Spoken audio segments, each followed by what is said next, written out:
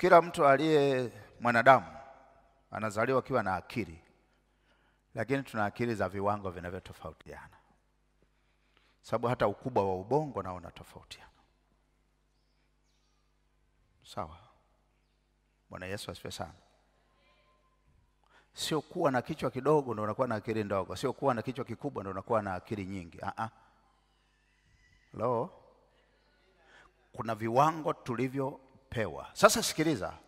Na hivyo viwango tulivyopewa kuna space imeachwa, ili Mungu aweze kujaza akili zingine kwenye hiyo space, akili ambazo si za kuzaliwa, akili za upako wa Roho Mtakatifu, akili za uvuvio wa kujazwa Roho Mtakatifu wa hekima.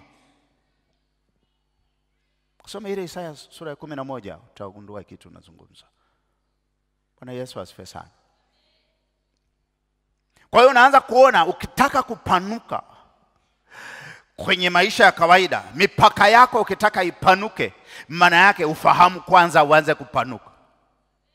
Mipaka ya akili inapokuwa imefungwa, nataka niseme hivi, hata mipaka yako ya maisha ya kawaida inafanya nini? Inafungwa.